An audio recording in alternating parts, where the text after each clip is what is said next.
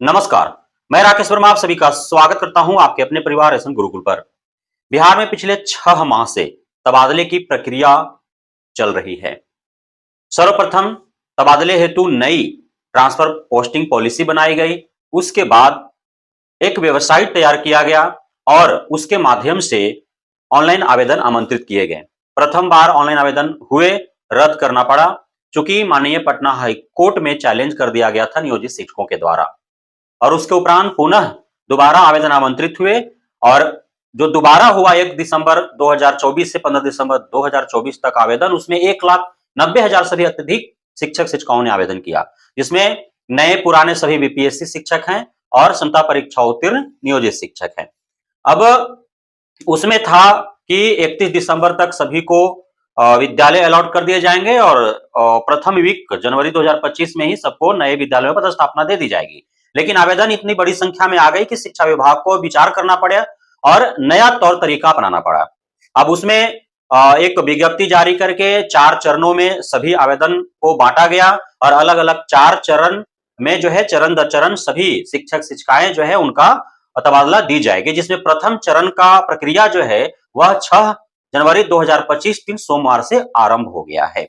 अब आपको मैंने बताया था कि यदि एक औसतन, क्योंकि 16 पदाधिकारियों को स्क्रूटनी का जिम्मा सौंपा गया है, तो औसतन यदि डेली एक पदाधिकारी 50 आवेदन को स्क्रूटनी करता है तो एक दिन में जो है 800 के आसपास आवेदन को स्क्रूटनी की जा सकेगी, क्योंकि ऑनलाइन तो करना नहीं है, सभी जो है बाय हैंड करना है, तो इसलिए समय तो लगेंगे ही। हो सकता है उससे अत्यधिक भी हो जाए, 1000, 1200, 1500 भी आवेदन एक दिन में स्क्रूटनी हो जाए तो अच्छी बात है। जितना अधिक होगा उतना अधिक तेजी से उतना जल्दी हो जाएगा।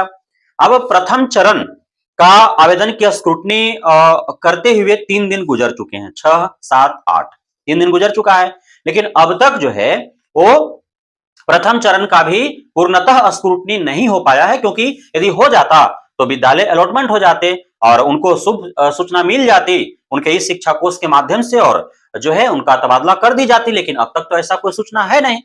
मैंने आपको बताया था कि प्रथम चरण जो है उसमें 5 श्रेणी बांटा गया है। अब पांचों श्रेणी को मिलाकर के 11,800 से अधिक आवेदन करता है। तो इतने बड़ी संख्या में आवेदन करता है प्रथम श्रेणी में, तो समय तो लगेंगे ही उसको स्क्रूटनी करने में। और ऐसा भी हो सकता है कि प्रथम चरण में भी जो 5 श्रेणी बांटे गए हैं तो उसमें भी श्रेणी दर श्रेणी हो जाए। पहला श्रेणी जो है उसमें लगभग 700 साढ़े 700 के आसपास है, दूसरे श्रेणी में, तीसरे श्रेणी, चौथा श्रेणी, पांचवा श्रेणी, तो श्रेणी दर श्रेणी भी हो सकता है।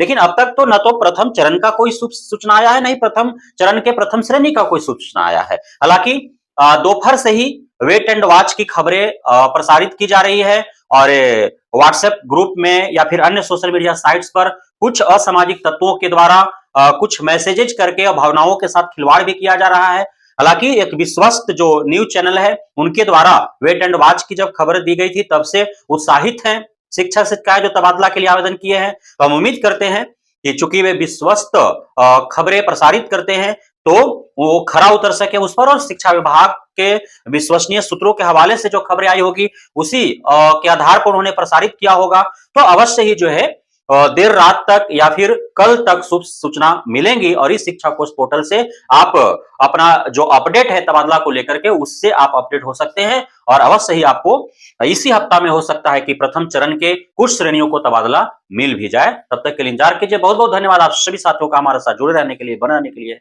हमें इतना प्यार देने के लिए, हम पे भरोसा बनाए रखने के लिए।